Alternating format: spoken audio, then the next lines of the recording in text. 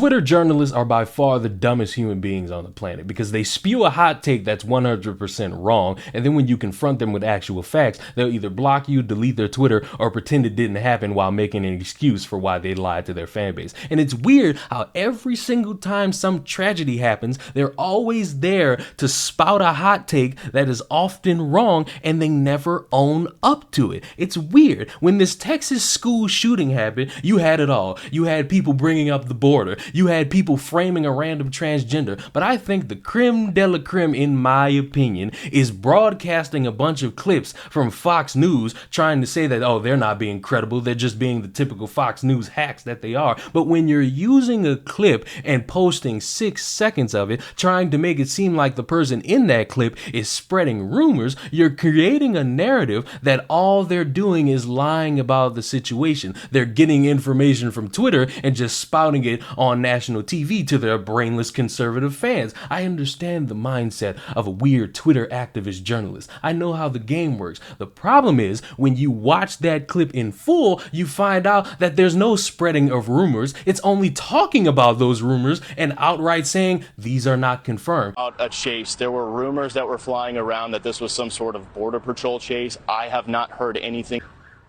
Bill, it's Judge Jeanine. You say that he abandoned a vehicle, and then he ended up running into the school, but there was no chase that preceded this, correct? We are not hearing anything about a chase. There were rumors that were flying around that this was some sort of border patrol chase. I have not heard anything of the sort. I have not confirmed any of that information. I have no reason to believe any of that. Those rumors are credible at this moment. And what's interesting is that even in doing that, and even in that person calling this Twitter activist piece of shit out for trying to be a hack and smearing their name, you had people saying, oh, well, why are you worried about these rumors? You shouldn't be broadcasting this anyway. You idiots. Do you not understand that a few months ago, there were people who were proudly saying that a man who acted in self-defense shot 3 black people when he did no such thing? The fix was in for the Kyle Rittenhouse trial. Judge Bruce Schroeder did everything in his power to ensure the acquittal of a murderer who will now parlay his fame into a career as a right-winged rock star. It only cost him 3 black lives. Hashtag white privilege. I stand corrected. It was 2 white lives, and a 3rd person shot doesn't make it more okay. I was not at all surprised.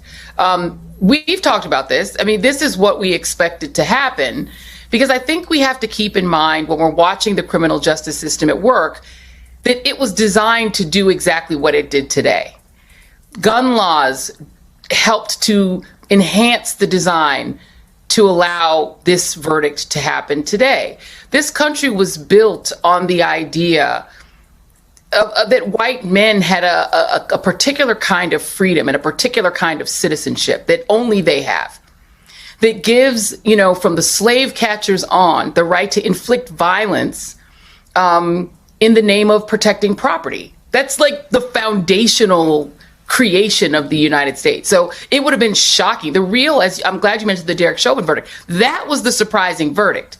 This should have been unsurprising. But what I do think we have to think about is not only the families of the 2 men who died and the family of Mr. Grosskreutz. They should be in our minds right now because they suffered. And there have been a lot of white people who have defended black lives and paid for it with their lives. That goes all throughout our history, going back to John Brown. You go through the civil rights movement. But what I am concerned about is the precedent this sets for what people will believe that they can do under law when Black Lives Matter protests happen in the future.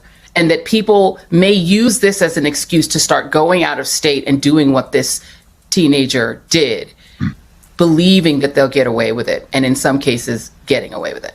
JMU, thank you to the entire Duke family. Thank you for being on Instagram and everything like that. After this post, I will be logging off. I simply wanted to publicly announce that the verdict of the Kyle Rittenhouse case has been nothing more than a disgusting reminder of what it's really like to be black in America. All the protesting, everything we went through in 2020, we really would think would make a change, but clearly it doesn't.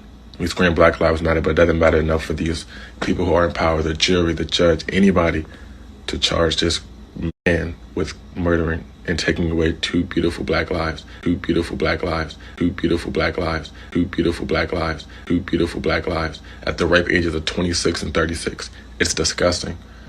We can't go to the store, rest in peace, Trayvon Martin. We can't lay in bed, rest in peace, Breonna Taylor. And we can't even protest without our lives being on the line. And that's what we fight for, what we fight for. And I bet you anything, my left testicle and my earwax, that there are still some people who think Kyle Rittenhouse shot 3 black people. It's important that if rumors are out there being spread by social media people who are trying to get some likes and some clicks and to be famous off some weird hot take, it's important for people on the national scale to say, pump the brakes. That's either not confirmed or downright not true. And if you don't do that, guess what? You're not being credible. If you continue to lie and spread rumors about something, you're not being credible. You're being a weird activist trying to spin a narrative. And if you're going to say mainstream media is this big corrupt place where all they do is lie and you do this and they don't actually stick to the facts, all they do is try to promote propaganda, it would be smart to actually show the propaganda that they're spewing. It would be nice if you were to broadcast them actually doing the thing you're accusing them of and not cutting a clip out of context to fit your narrative. Because at that point, you're doing what you're accusing other people of doing. And that's not being truthful. That's not being a journalist. That's not being credible. That's being a weird activist trying to stick to your guns and fight for the cause when all you're doing is making it worse for everybody else. It is so simple for everybody to come together and say, fuck this piece of shit that shot up that school. You can have all these weird takes, but at no point in time should you sit there and try to lie on a bunch of people and make it a thing of owning the left or owning the right and saying that this side is always the problem. No, this side is always the problem. You're all fucking insane. It's no political narrative to frame a random person for a school shooting. You're not the hero bringing up the border when it has nothing to do with it. You're not being the great Twitter checkmark you claim to be by taking a clip out of context. You look stupid. And for the gajillionth time, it's weird that a dude in a black and white long sleeve shirt and a hoodie from Gothix's website is more credible than half of the people who spend years getting into this craft. But per usual, I just have a little bit more common sense than everybody else. I'm not going to take the time to bother with weird rumors. I'm going to stick to the facts. It could take me a week to find it all out. It could take me 4 years. I'm going to still stick to it, and I'm always stick to it. Why? Because I'd rather deal with the facts and not deal with weird activists trying to get some likes for clout. So subscribe to the channel. I'll see y'all in the next one. Be credible and actually do what they don't want you to do, which is fucking research.